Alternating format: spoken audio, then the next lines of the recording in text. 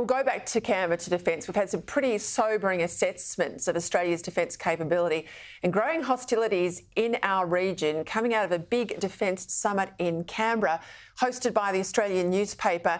A number of high-profile speakers, including defence experts, former and current political leaders, even a former Chinese spy. This is interesting.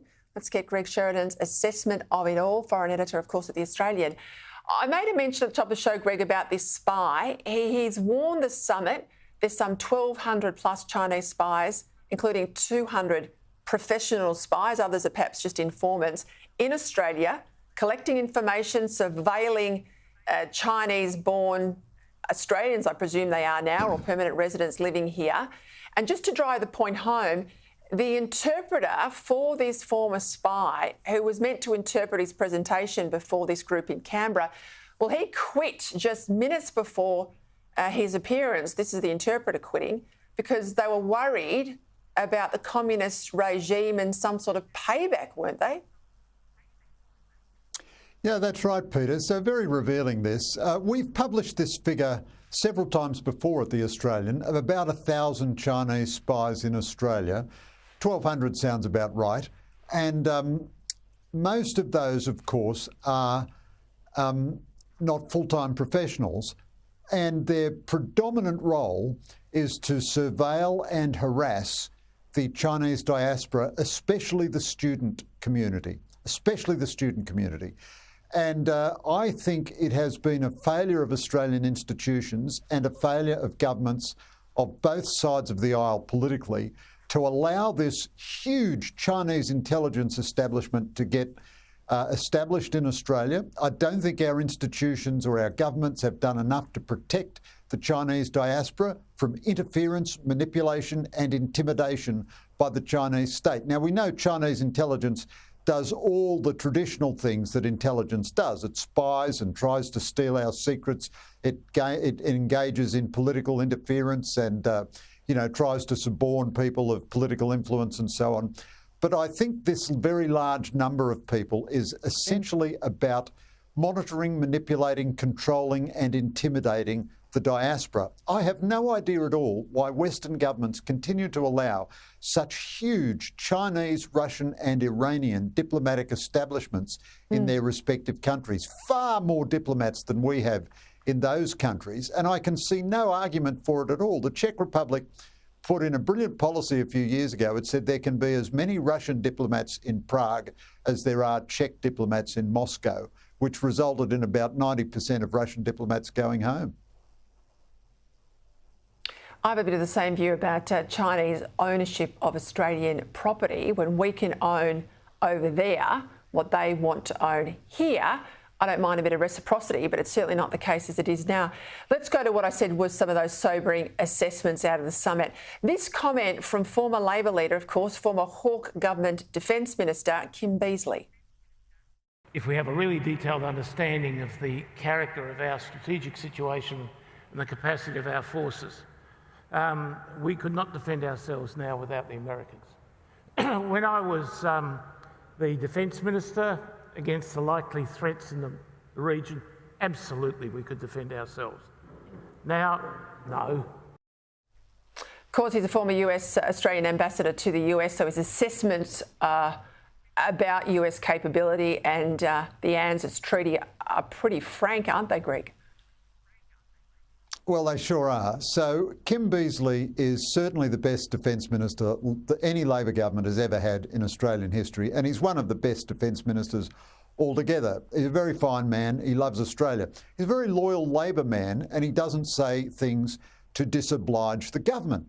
But he is just the latest figure. Paul Dibb was another, but there are 1,000 others to just blow to smithereens the happy talk coming out of this government about defence. And again, Peter, let me burnish my bipartisan credentials by saying that I think the decade of coalition government was utterly catastrophic for Australian defence, with all the different submarines that came and went and never appeared.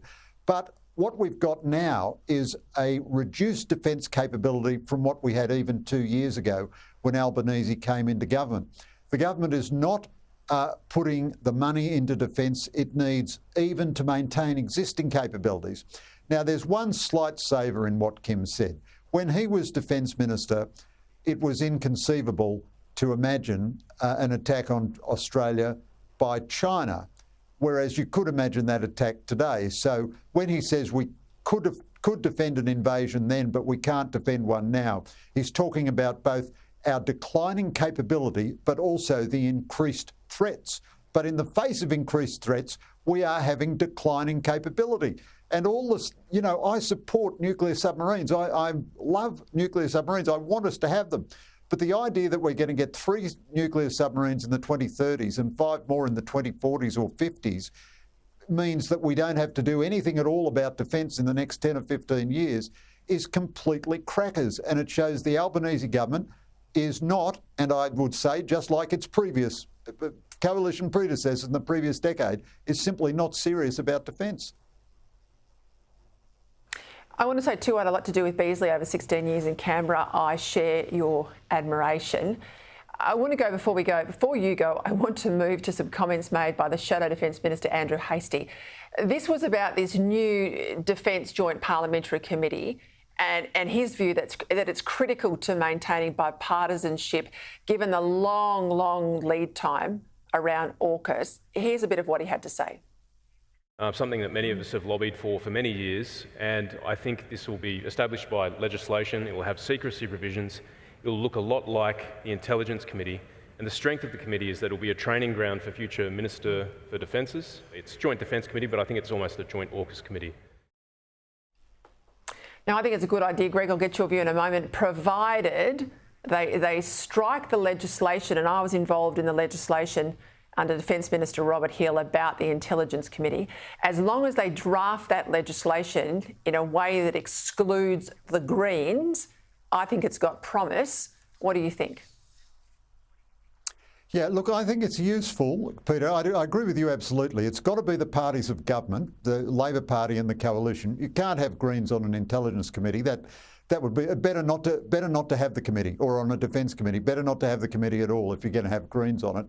But although I admire Andrew Hastie a great deal and think that it is important that we maintain bipartisanship on AUKUS, the problem with defence now is not a lack of bipartisanship, it's a lack of scrutiny and a lack of energy. Dennis Richardson at the Australians Conference said neither side of politics is being remotely honest with the people about what a proper defence force will cost. And they're kind of pretending that they can get, even the Liberals are just as bad as Labor on this, they're kind of pretending they can slide through on more or less the existing funding base, whereas they certainly can't. I am not so concerned that this committee provide bipartisanship as I would hope that it provides real scrutiny. The other thing is, it will be a good training ground for future defence ministers, that's true. But whereas the government has a grotesque ministerial structure, a part-time defence minister who's also Deputy Prime Minister and a half-time junior minister as Defence Industry Minister, the Coalition, I think, a bit weirdly, has also abolished the Defence Industry Minister and rolled that into Andrew Hastie's personal responsibility. Now, he's well up to it, he's a very capable guy, but that means they're not training another shadow minister to go into that portfolio. So if they should get into government next time, instead of having 2 cabinet ministers who are trained in the massive amount of information and ideas that you need to master in defence, they'll only have 1. So even I think they're a little suboptimal in what they're doing. Having said all that, I think this committee is a good idea and it should go forward, but I think it's a reasonably marginal development. I do think your scrutiny point's absolutely right. I wish we had some of the powerful committees you see in the United States in the defence area, but we'll be waiting for a long time there. Thanks, Greg.